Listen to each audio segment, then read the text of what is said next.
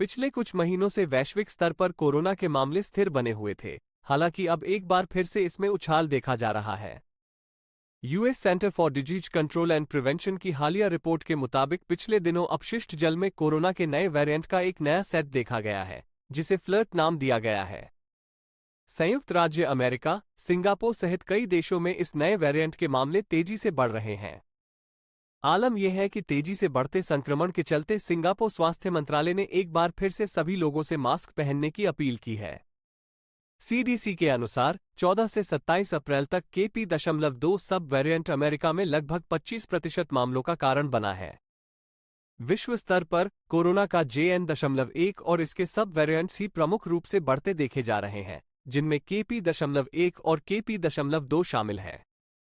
वर्तमान में सिंगापुर में 2/3 से अधिक मामले KP.1 और KP.2 के हैं।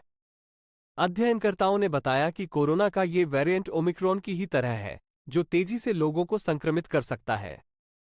इसके अलावा ये वेरिएंट भी वैक्सीनेशन से बनी शरीर की प्रतिरोधक क्षमता को भी चकमा देने में सफल हो रहा है।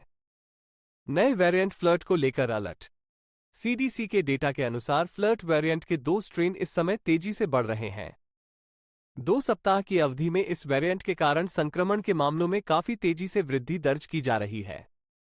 अमेरिका स्थित Yale school of public health के डीन मेगन एल रैनी ने एक रिपोर्ट में बताया कि फिलेट में कुछ चिंताजनक विशेषताएं देखी गई हैं।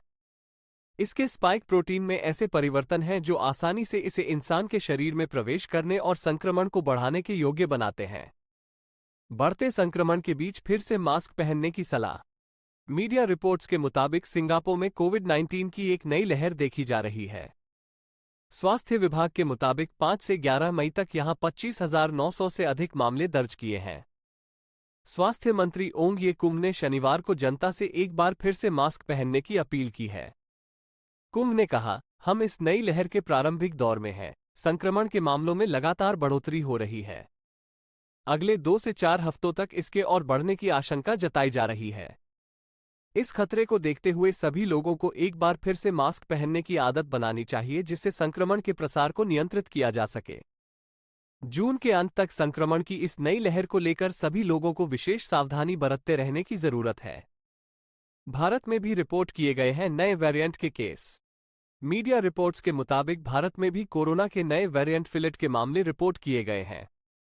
अब तक भारत में 250 केस दर्ज किए गए हैं। अधिकांश मामलों के लिए KP.2 और KP.1 को जिम्मेदार ठहराया माना जा रहा है। महाराष्ट्र में ओमिक्रॉन के सब वेरिएंट KP.2 के 91 मामलों की पहचान की गई है, जो राज्य में कोरोना के मामलों में वृद्धि को दर्शाता है। 15 मई तक के आंकड़ों के अनुसार पुणे में सबसे अधिक 51 लोगों को इस नए वेरिएंट से संक्रमित पाया गया है।